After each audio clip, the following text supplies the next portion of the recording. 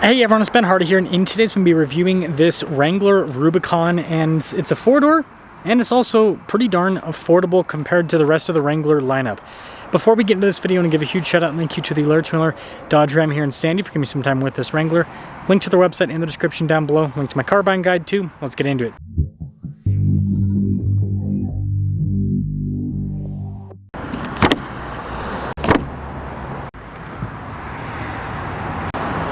Under the hood, we have a turbo 2-liter 4-cylinder that goes through an 8-speed automatic transmission. Fuel economy with this is going to be low 20s, power outputs, 270 horsepower, and then 295 pound-feet of torque.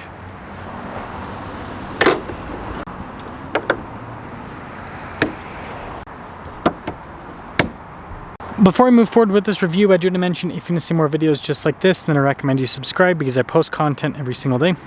Now, I've already reviewed a few Rubicons for the 25 model year, so I'm just going to touch base with some of the elements on the Rubicon and then some details on this that I think are important. So the Rubicon gives you the cool hood vents, Rubicon logo there on the side. You get the red recovery points. Now this one doesn't have the upgraded steel bumper. Again, this is kind of what you get when you go baseline with the Rubicon. Now this does come with these 33-inch all-terrain tires, 17-inch wheels, and you guys can see there's plenty of space to fit larger tires if you want. Rock rails from the factory. This one has the unpainted hardtop. And then here's your side profile with the Rubicon. Now, with the Rubicon, you also get a full-size spare in the rear. Recovery point down below that. And then you got the upgraded taillights, by the way, just like the headlights are upgraded. Being a four-door, you get space in the rear behind the second row, so you actually have a usable cargo area, which is a big plus. And then it's also easy to access the passenger cabin, you know, especially when you compare it to the two-door. You've got these nice cloth seats with this one, but yeah, with the two-door you've got to, you know, get through the front seat to get to the back, whereas this, it's nice having your own access. Keyless entry up front, believe it or not.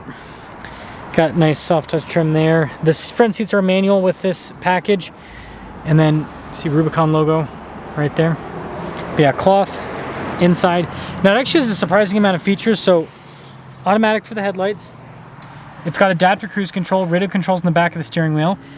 Got some digital there in the screen, and I'll close this so we can turn it on. Now this is federally mandated, but still it's got a backup camera, which is nice.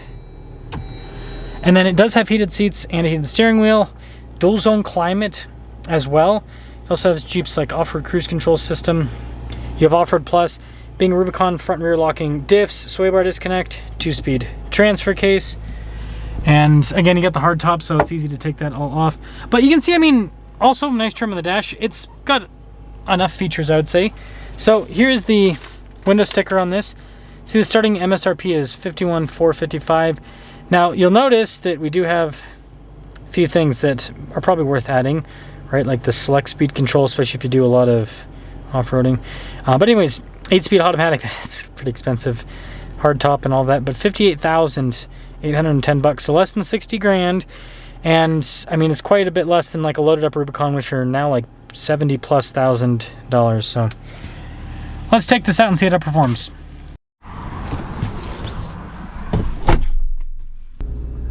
Wrangler Rubicon visibility. Too shabby. Let's see how she rocks and rolls. Now I think that this kind of represents, well, more so represents what Jeep is about. It's more basic, right? It still has manual seats, but it's got all the off-road stuff. So it's a cool setup. And I wonder if these are, just because of how expensive Wranglers have gotten, I wonder if these are going to become more popular. When I was selling Jeeps, the Rubicons with the leather sold out. These wouldn't sell as quickly. They still sell well, but not as quickly. But now it's like a leather Rubicon is 70 grand. So, I mean, this is still almost 60. It's crazy how the prices have changed over such a short time span. Now, Rubicon's comfortable. very comfortable.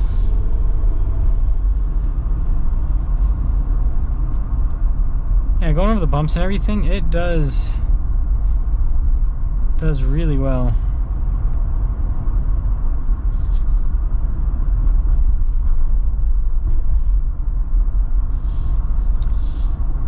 And the steering for a solid axle vehicle is also great. That's a big improvement that they've made with this newest version of the Wrangler that I really appreciate. I think it just makes it more livable, more daily drivable, which is important. And something like this that is almost 60 grand. Like this is for most people going to be the only car that they'll own if they buy one of these. Some people are rich enough to rock this and something else, but not too many, and especially in this economy, right?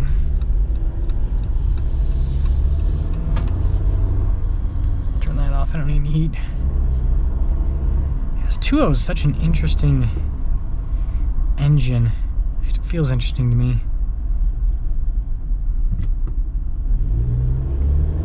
The thing that I think is weird is this engine, nobody complained about it too much. Like, people were like, oh, at least Jeep's offering the V6, but nobody really complained about this. But now it's like, it feels underpowered, which is weird how that's changed.